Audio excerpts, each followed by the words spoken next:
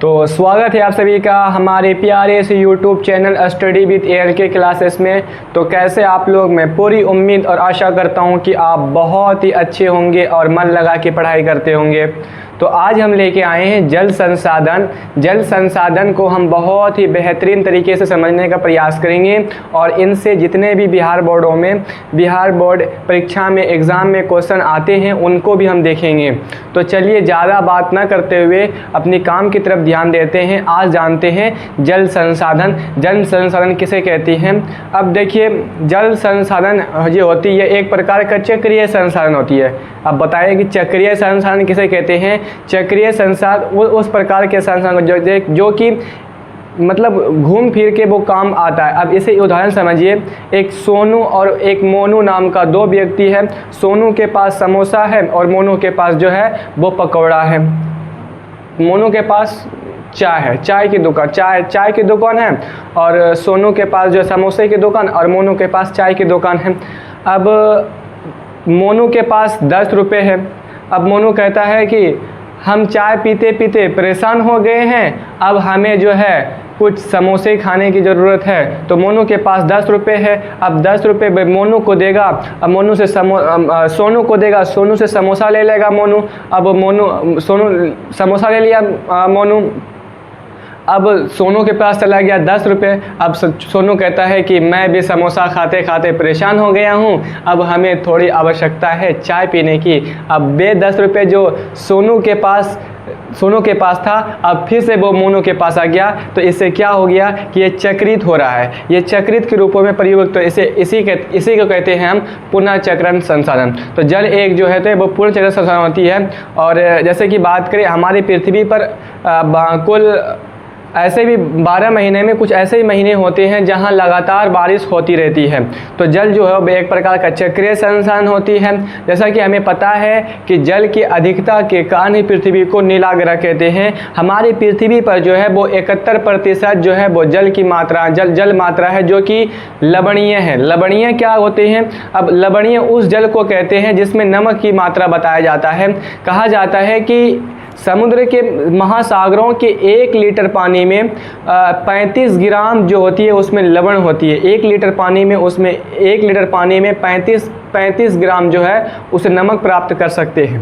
तो अब 71% हमारे पृथ्वी पर धरातल पर जल मौजूद है। अब उसमें जो है सिर्फ 3% ऐसे पानी हैं जो कि अलवणीय है, जिसका उपयोग हम मानव विभिन्न प्रकार के क्रियाकलापों में इसका उपयोग करते हैं। और महासागरों की बात करें, जैसे कि समुद्र की बात करें, समुद्रों में 96.5% जो है वो जल लवणीय रूप में है, और 2.5 ऐसे जल हैं जिसे मनुष्य पीने के पानी के रूप में उपयोग करते हैं, जो कि मीठे पानी के रूप में है। इसमें भी लवण होती है, लेकिन ये लवण जो होती है बहुत ही कम मात्रा में होती है। तो यहाँ से प्रश्न आते हैं कि बताइए मनुष्य द्वारा पीने के लिए पानी योग्य कितना प्रतिशत मीठे पानी के रूप में है? तो आप सबों को उत्तर देना है कि 2.5% ऐसे जल है जिसका उपयोग मनुष्य जो है वो मीठे पानी के रूप में पीने के रूप में करते हैं। तो यहाँ तक क्लियर हो गया होगा आप सभी का। तो आइए अब हम देखते हैं जल के कुछ प्रकारों को। अब जल के कुछ प्रकारों की बात करें, भारत के प्रमुख जल संसाधन पहले जो है वो धरातलीय जल संसाधन है। धरातलीय जल संसाधन किसे कहती है? धरातलीय जल संसाधन उस प्रकार के जल संसाधन को कहती है जो जल धरती की सतह के ऊपर पाया जाए उसे हम धरातलीय जल संसाधन कहते हैं। जैसे कि बात करें हम नदी का जल जो है वो धरती से सतह के ऊपर पाया जाता है। अब बात करें हम झील, बात करें हम तालाब में क्या धरती की सतह के ऊपर का जल होता है, इसे हम धरातलीय जल संसाधन कहते हैं। तो बताइए धरातलीय जल संसाधन समझने में कोई दिक्कत? अब देखते हैं दूसरा संसाधन, दूसरा है भौम जल संसाधन। अब देखिए भौम, हमने देखा पहले धरातलीय जल संसाधन जो धरती की सतह के ऊपर पाया जाए जल उसे धरातलीय जल संसाधन कहेंगे। अब भौम जल संसाधन क्या होता है कि धरती की सतह के नीचे पाया जाता है। इनका उपयोग जो हम जो है वो नलकूपों के माध्यम से या फिर कुएं की जल जो होती है ये एक प्रकार का भौम जल होती है। यहाँ से प्रश्न पूछे जाते हैं कुएं किस प्रकार के जल के अंतर्गत आते हैं? तो कुएं जो होती है वो भौम जल संसाधन होते हैं कुएं। अब बात करें हम ये जो पानी होती है इसे हम मीठे पीने के रूप में भी उपयोग करते हैं और सिंचाई के रूप में भी करते हैं। बहुत ऐसे चीज़ होते हैं जिसके रूप में इसका उपयोग हम करते हैं। भौम जल संसाधन और धरातलीय जल संसाधन के रूप में इसका उपयोग करते हैं। भौम सब अब देखते हैं तीसरा टाइप जो है वो यहाँ तक बताइए कि भौम जल संसाधन समझने में कोई दिक्कत। अब हम देखते हैं तीसरा, लैंगुर और पश्च जल किसे कहते हैं। लैंगुर और पश्च जल किसे कहते हैं? जब समुद्री लहरों द्वारा समुद्री लहरों द्वारा जो है वो अपने समुद्री लहरों द्वारा जो किनारे पर बने ओले वहाँ पर समुद्री लहरों द्वारा जो है वहाँ पर थोड़ा सा कुछ ऐसे आकार बना देते हैं जहाँ पर जल उपस्थित होता है, उसी को हम कहते हैं लैंगुर या पश्च जलधारा। तो यहाँ से प्रश्न ऐसे पूछे जा सकते हैं कि भारत के प्रमुख जल संसाधन के बारे में आप संक्षिप्त पर टिप्पणी लिखें। तो यहाँ लिखना है भौम जल संसाधन, यहाँ लिखना है धरातलीय जल संसाधन और यहाँ लिखना है लैंगुर और पश्च जल संसाधन। तो ये तीनों टॉपिक आप सबों को समझ में आ गया होगा। जल संसाधन से उतनी बहुत सारे प्रश्नों को नहीं पूछा जाता है, ये एक छोटे से टॉपिक होता है। हमने बात किया था पिछले वाले वीडियो में प्राकृतिक संसाधन और खनिज संसाधन के बारे में। अब वहाँ से आपका प्रश्न जो है ये ज्योग्राफी का फर्स्ट चैप्टर का आप सबका क्लियर हो जाएगा और फिर अगला चैप्टर के बारे में वीडियो बनाएंगे। अब देखिए दूसरा, आइए हम देखते हैं जल संरक्षण और प्रबंधन। हमने समझ गया कि जल हमारे लिए हमारे जीवन के लिए जल बहुत ही आवश्यक है। यदि हम आज जल का सही तरीके से उपयोग न करें तो यकीनन हमें आने वाले समय में एक एक बूंद हमारे लिए कीमती हो जाएगा, एक एक बूंदों के लिए हम लोग तरस जाएंगे। इसीलिए हमें आवश्यक है कि हम जल का सही तरीके से उपयोग करें और इसका जो है सही तरह से संरक्षण भी प्रबंधन भी करें, ताकि आने वाले समस्याओं में हमें किसी प्रकार की दिक्कतों का सामना न करना पड़े। तो चलिए आइए हम देखते हैं कि जल संरक्षण और प्रबंधन की कौन कौन सी विधि है। तो जल संरक्षण और प्रबंधन की पहली विधि है कि जल का पुनर्चक्रण और पुनः उपयोग। पहला है कि जल का पुनर्चक्रण और पुनः उपयोग हम किस तरीके से करें। पुनर्चक्रण और पुनः उपयोग, देखिए पहले बात तो हो गया कि जल संरक्षण हमें करना है। जल संरक्षण के प्रबंधन की पहली विधि क्या है?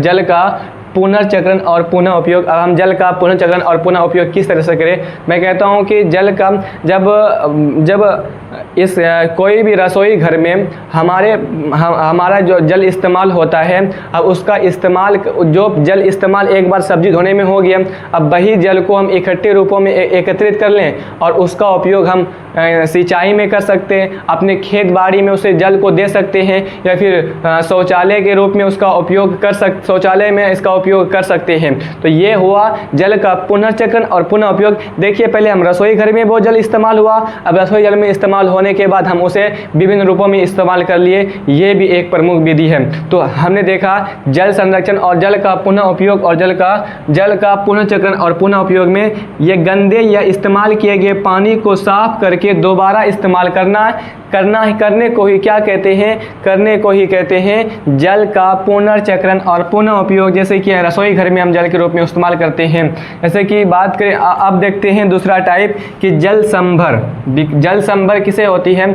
अब देखें जल संभर क्या होते हैं? किसी क्षेत्र का पानी और भूमि का सही तरीके से प्रबंधन करना, जैसे कि वृक्षारोपण। अब जल संभर विकास जो है, अब किसी भी क्षेत्र के लिए पानी का सही तरीके से उपयोग करना। अब देखिए हमारे गांव में क्या होते हैं कि नल का जो जल होता है वो चालू करके छोड़ देता है। अब बोलिएगा तो कहता है तुम्हारे बाप का जा रहा है क्या? हम जा रहा है, मेरा जल जा रहा है। अब ऐसे में तो पानी की समस्या उत्पन्न होंगी और सही लोगों को सही रूपों में बंटवारा नहीं हो पाएगा जल। तो ऐसे में हमारे लिए तो समस्या उत्पन्न होगा ही। तो हमें सही तरीके से इसका उपयोग करें, अब ताकि दूसरों को भी जल मिल सके। ऐसा नहीं कि अगर हमारे घर में सरकारी जल आ रहा है तो वह सिर्फ हमारे लिए ही लाभ हो, ना कि और किसी के लिए। और सभी ऐसा हम जब उपयोग करें ताकि सभी भाइयों को जल आसानी से प्राप्त हो जाए और उन्हें दिक्कतों का सामना ना करना पड़े। बढ़े, इसी को हम कहते हैं कि जल संभर विकास। अब देखते हैं वर्षा जल संग्रहण। हमने पहले यहाँ देखिए कि जल संरक्षण और प्रबंधन में पहले विधि को हमने देखा, जल का पुनर्चक्रण और पुनः उपयोग। फिर हमने दूसरा देखा जल संभर। अब देखिए जल संभर देखा। अब तीसरा देखेंगे कि वर्षा जल संग्रह करना। अब बारिश का, जैसे कि जानते हैं कि बारिश होती है, अब छतों पर जो बारिश की पानी होती वो आ गया, अब उसे हम पाइप के माध्यम से एक टैंकी में जमा कर लेंगे और उसका उपयोग हम फिर विभिन्न रूपों में करेंगे। अब उनका उपयोग हम कर सकते हैं, खेती बाड़ी में भी उसका उपयोग कर सकते हैं और विभिन्न प्रकारों के रूप में आप भी उपयोग किए होंगे। तो कितना बताएं कि अब उसका उपयोग हम शौचालय में रूप में कर सकते हैं, नहाने धोने के रूप में भी उसका उपयोग कर सकते हैं, अगर जल अच्छी साफ़ हो तो उसका उपयोग हम कर सकते हैं। तो ये हो गया वर्षा जल संग्रहण। तो बताइए 3 टाइप आपको बताएं, तो तीनों टाइप समझने में कोई दिक्कत होगा? कोई दिक्कत नहीं होगा। अब आगे भी देखिए। अब तीसरा है कि बांस ड्रिप सिंचाई प्रणाली। अब चौथा जो है वो बांस ड्रिप सिंचाई प्रणाली क्या होती है कि जब हम खेती करते हैं तो इसका जो जल है वो खेतों में, हम पहले क्या करते हैं, खेतों में पूरा पानी पटा देते हैं, एकदम ज़्यादा पानी हो जाता है। अब देखिए पानी का कम इस्तेमाल करना है, तभी हमारे लिए आवश्यक होगा।